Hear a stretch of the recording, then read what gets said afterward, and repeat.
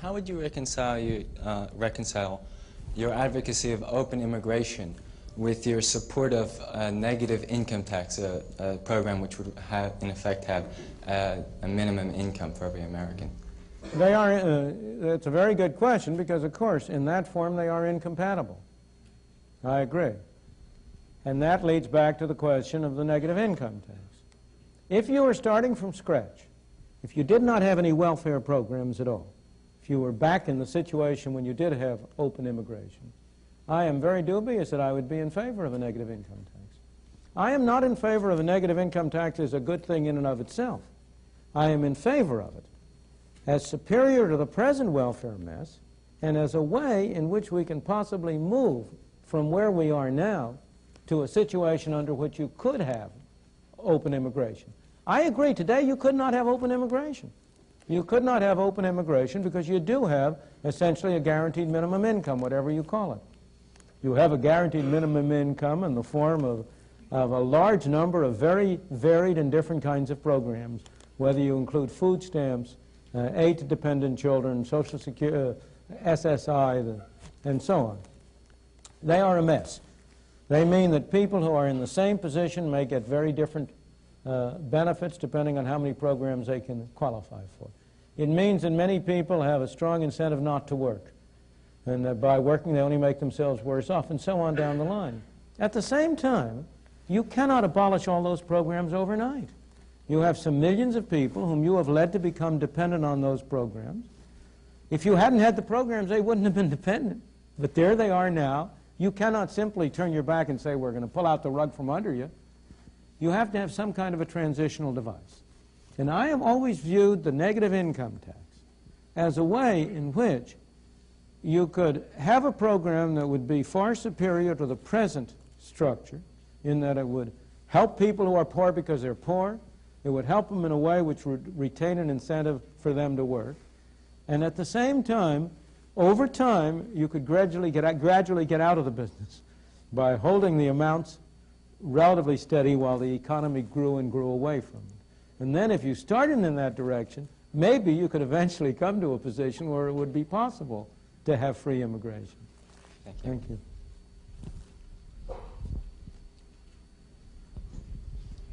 Mr. Friedman, how much government intervention do you think is necessary to prevent the rise of monopoly and oligopoly under the free enterprise system, or would it take care of itself if left alone? I believe if you examine the sources of monopoly and oligopoly, you will find that almost all those sources are government intervention. I think the situation is almost precisely the reverse. Let me put it in a very simple way. Suppose I were to ask this audience my favorite question along these lines. You have one law you can pass. Its only purpose is to reduce the extent of monopoly. That's its only purpose. You have one law. What law would be most effective in achieving that end? What law would you pass? I don't mean any gimmicks. You know, it's not going to be something in which you can have a law with 4,000 different parts. I'm not asking a very complicated question. What would you do? Limit the size of the market that they could.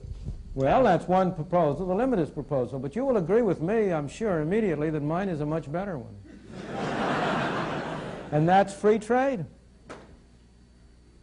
Eliminate all tariffs and all restrictions on foreign trade, and you enable the world to come in as competition to prevent domestic monopoly.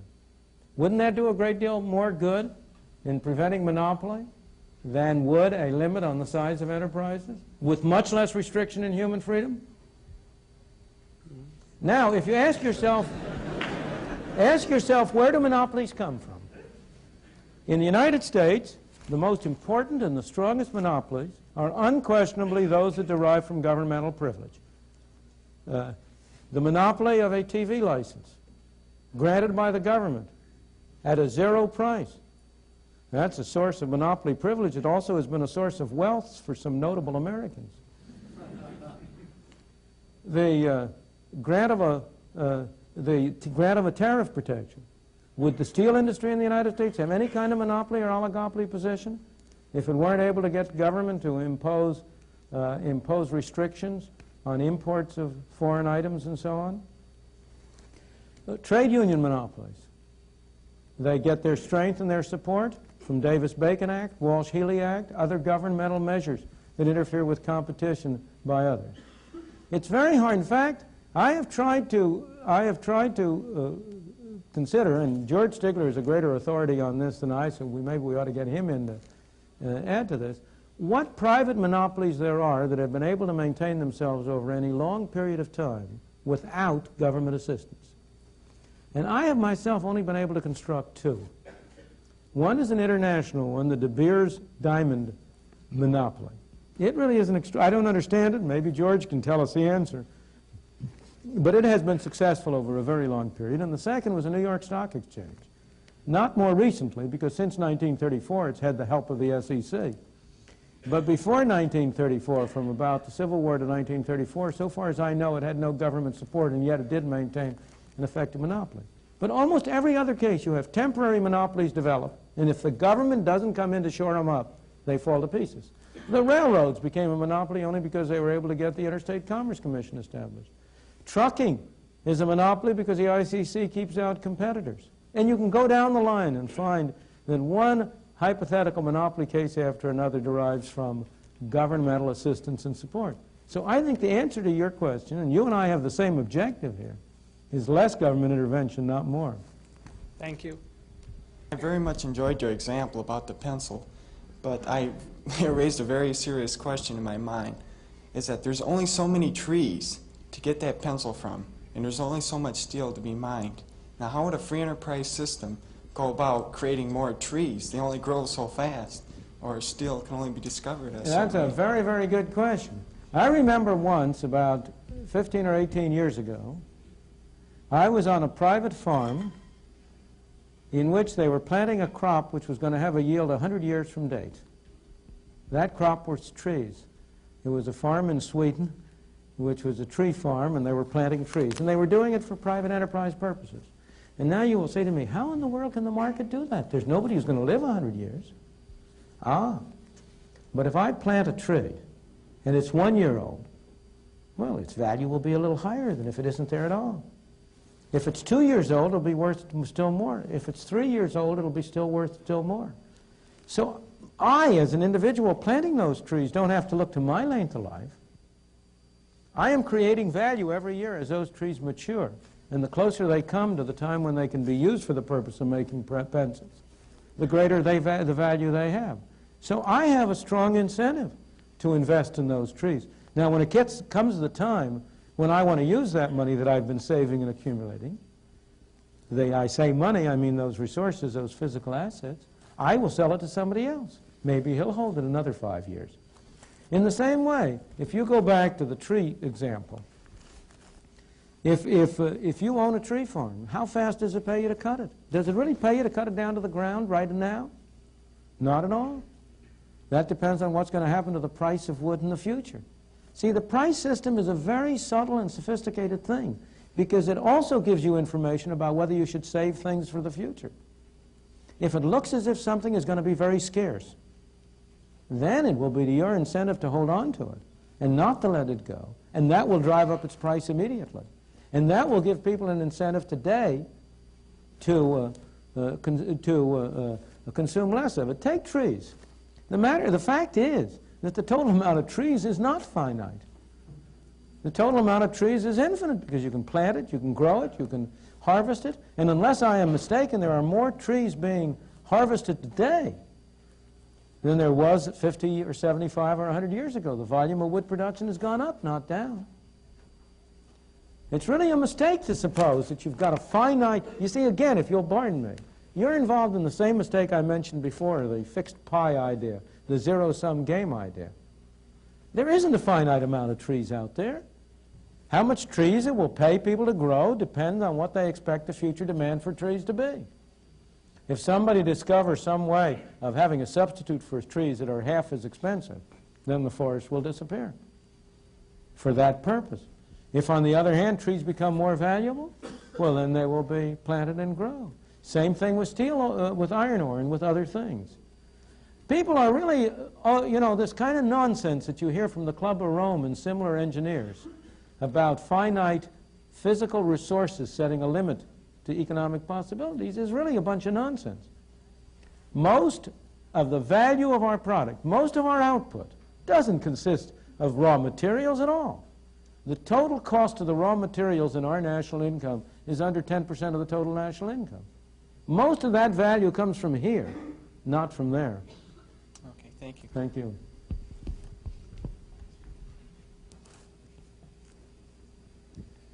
In your opening comments, sir, you made some reference to ethnic separation and the melting pot. Well, it seemed that you've spoken disparaging tones as to ethnic solidarity. Would you please comment on that? Sure, I'll be glad to. I believe it's highly desirable for people to be able to pursue their own values, to have whatever ethnic values they want, provided they do it voluntarily and do not interfere with the freedom of others to do it also.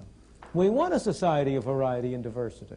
We want a society in which people can celebrate their own special ethnic backgrounds. But that's a very different thing from a society in which there is somehow, which somehow takes ethnic characteristics as a criterion for preference or lack of preference, for a society which moves away from the doctrine of color-blindedness to the doctrine of so-called affirmative action. That's the problem. The problem is, you see, this is one component of a very much broader problem. You cannot achieve, in general, good ends by bad means. And the ends, the desire to correct past discrimination, the desire to improve the conditions of people, and to enable people of all colors, creeds, backgrounds to have a more even start, is an admirable end. But that end is corrupted when you use the wrong methods to achieve it. And the methods of force and coercion are, in my opinion, the wrong methods that do corrupt it. And often react against you. Don't you think it's through ethnic solidarity that many minority groups were able to make advances in the American society? Not in the slightest. If you look at the way in which ethnic minorities made advances, it was not through ethnic solidarity. It was through the free market. You can take any group you want to, whether you take, for example, the group obviously I've been closest to are the Jews. How did the Jews make their way? Only in the competitive areas of the American economy. How did the blacks make their way? Only primarily in the competitive areas. The laws, what have been the greatest hindrance? Where are the areas where the blacks have been most hampered? In those areas where government has supposedly been doing something for them. There is no area in American life in which the blacks are more disadvantaged in the kind of schooling they can get. Why? Because it's provided by the government. The minimum wage laws are supposed to be to help the poor, to help the disadvantaged. They are the most anti-Negro laws on the books. Why do we have unemployment rates of 40 to 50 to 60% for black teenagers? Because the law says it is illegal for an employer to hire them at a wage which corresponds to their productivity and to their worth. That he can only hire them if he's willing to pay them charity. It's a law that he must discriminate against people with low skills. First, we give them lousy government schools so they have no skills. And then we make it impossible for them to get job training on the job, by saying to employers it's illegal for you to hire them. And that's why, if you look at the record, you know this is a recent phenomenon. If you go back to the immediate post-war period, before the minimum wage was biting, the unemployment rate for black teenagers and white teenagers was roughly the same. Today, it's 2 or 3 times as high for black teenagers. If you go back to that period, the fraction of black teenagers in the labor force was higher than of white teenagers. Today, it's lower. Why? That's almost entirely a result of the minimum wage law plus the very inferior form of governmental education. Again, what has been the source and the focus of racial discrimination? The craft trade unions. Why? Because they have gotten governmental monopoly powers, essentially, that has enabled them to keep people out. What is the activity, the commercial activity, which has had the greatest degree of exclusiveness of blacks and, in this case, also of Jews? No doubt. For decades, it was banking. Why? because banks had a franchise from the government. You will search long and hard before you find any minority that has effectively had its rights protected or its opportunities expanded by government intervention in its behalf. Try to find an example. Okay, but isn't it often through solidarity of a group that they are able to fight government intervention, such as in, or any group's intervention in their rights, such as overthrowing quota systems like... Well, let me see. Let me separate issues. I have no quarrel to ethnic solidarity, of course, in the sense of helping one another, and no doubt, by a feeling of identification and of assisting one another. They have helped one another, of course. But the particular aspect you're taking of it is to say that one evil raises another evil.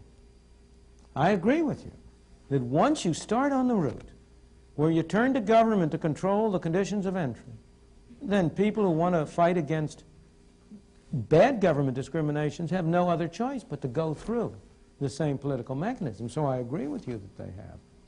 But that's as a lesser evil, not as a positive good. Okay, thank you.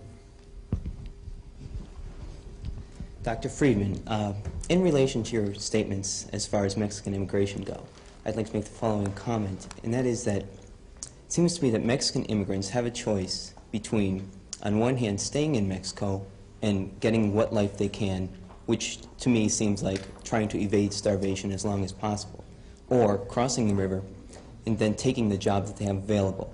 And what I'm wondering is this choice a choice at all, and is it not equivalent to the gun against the head that you were talking about as absent from the free... Who's holding the gun? The capitalists in Southern California who own the... On the contrary, it's in your image, it would be the Mexicans who are holding the gun. Well, because what denies them the opportunity in Mexico? There aren't enough capitalists in Mexico, as opposed to...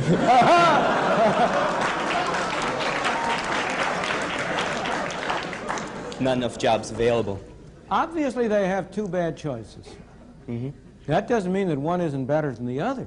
Well, and yeah, you must agree. distinguish sharply between the somebody giving you a choice, which is not a very satisfactory one, and somebody imposing something on you. Nobody is holding a gun to the head of these people and saying they should come to California. They are coming there because they believe they can have a better life for themselves and their children. They can have a better one, yes, but is it a life, all right, as you said yourself, no American would like to do these jobs. No, it's not that no American would like to. Many Americans would be perfectly willing to if that were their only alternatives, but the Americans have better opportunities. Fine. How did the Americans get to have those opportunities? By being American citizens? Is that the point No, you're trying no, to... by initially going through stages similar to that which the Mexicans are going through. So You know, people don't come full-blown into the world. The nations don't come full-blown into the world with skills and capital and so on. That all has to be derived through a long historical process. I agree. And what's the alternative? If you say, well, we're willing to have the Mexicans in only if they can be supported at the level at which the Americans are supported, then you're condemning them to stay in Mexico. Mm-hmm. But isn't So it true... don't hurt them in order to help them. Isn't it true that the wine growers in Southern California would prefer to have these Mexicans working at the rate they are working at than they would to have Americans come in and demand higher wages because of the alternatives they have? They would prefer to pay lower wages rather than higher wages. You'd like to pay lower prices for the things you buy rather than higher prices. Of course. That's the whole system. That's exactly the system. And if you say to the Mexicans, you may not offer to work for lower wages, then you're denying them the only weapon they have. But aren't you also... That's why equal pay for equal work laws are a source of apartheid. You know, the basic source of apartheid in South Africa was the insistence by trade unions on equal pay for equal work. The women who go around today urging equal pay for equal work are being anti-feminist. They don't intend to be, but that is the effect of their policy. Because if there is any activity in which, for any reason, a male is preferable to a female, or vice versa, the only weapon the less productive sex has is to offer to work for less. And if you deny them that opportunity, you're assuring yourself that you're going to have all male jobs or all female jobs, all white jobs or all black jobs. But aren't you also condemning them to stay that way? Not at all. Not at all. The typical course, if you go back to American history, by taking these low-paid jobs, a great many people, not all, but a great many people were able to develop skills and activities, accumulate a little skill, a little capital, a little knowledge, improve their lot, become advance in the stage, get to a higher level of productivity, and get a higher income. That's been the typical way up the ladder for most of the people who came in here. It was a way up the ladder for my parents, for your parents or grandparents or great-grandparents, I don't know which. And that's the way in which, unfortunately, there's no way in which you can immediately propel people to the top of the ladder. Okay, thank you very much. Thank you. You spoke a few times, you mentioned distribution of wealth. Sure. But most of what I've heard you talking about has been about the distribution of income rather than about the distribution of wealth. Yes. Now, you wouldn't argue, at least I hope you wouldn't, that the person in, let's say India is genetically inferior, say, to the person in America. It's rather through the purely arbitrary circumstance of birth that he's in a country with a less developed economy or in a family that doesn't have as large a share of the capital. And that's not something that he's to blame for. Oh, I'm not blaming anybody. Even if the free market system equitably works and everyone progresses an equal amount, that person who started out with a lesser share of the capital is still going to end up with a lesser share of the capital. That's right. And there's nothing in the free market system that's going to enable him to make up for what was a purely arbitrary deficit in the first place. And given that the kind of people who become successful capitalists do not become that way by giving away their wealth voluntarily, isn't it necessary to forcibly redistribute wealth before you can begin to operate under a capitalist system? No, it is not. Now, but let's examine this argument. Because of course it's true. There's no justice in the distribution of income or wealth. I never would argue there is. Those who are wealthy don't deserve to be wealthy any more than those who are poor deserve to be poor. It's pure accident. And we might, but if you start to look at things that way, you're going to go down the wrong line. Because you're going to get back into this kind of a situation of destroying the good things, destroying what is possible in the search of an impossible ideal. The only way in which you can redistribute effectively the wealth is by destroying the incentives to have wealth.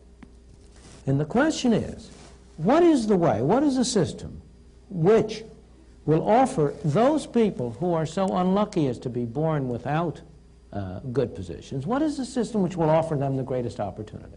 Well, one possible way of redistributing the wealth without affecting the incentives to earn as much income as possible is simply to have a 100% inheritance tax. But Since that won't affect the incentives, it's only after the person's dead anyway. I beg your pardon.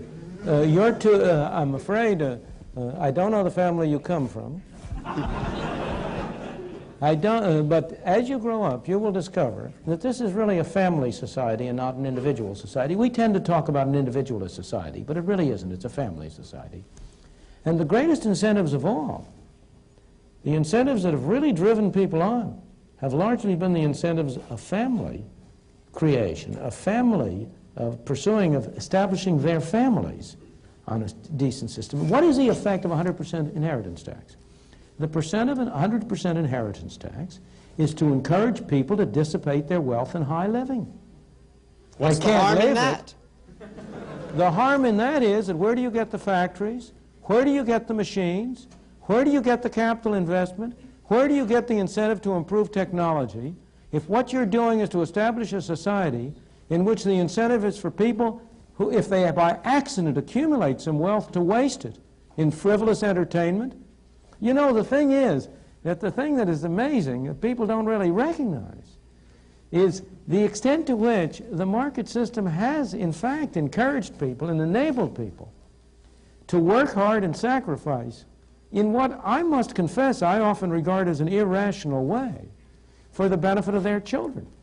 One of the most curious things to me in observation is that almost all people value the utility which their children will get from consumption higher than they value their own. Here are parents who have every reason to expect that their children will have a higher income than they ever had. And they scrimp and save in order to be able to leave something for their children. I think you are sort of like a bull in a china shop if you talk about the 100% inheritance tax having no incentive effects. It would destroy a continuing society. It would destroy a society Well, you're saying in which there are links from one generation to the next. Okay, Mr. Friedman, referring to the statements that you made about women who advocate equal pay for equal work. Gee, I thought I'd get a rise out of that sooner or later. Delighted to have it. Yes, okay, I just would like to know if you're insinuating or perhaps, point blankly saying that women and other minorities' skills are inferior to those of those now holding those jobs, and that they need to go through a period where their skills need to be improved and therefore deserve to be paid less? No, I don't think desert has anything to do with it. I'm not, first of all, I think desert is an impossible thing to decide. Who deserves what? Nobody deserves anything. Thank God we don't get what we deserve. But I'm not saying that at all.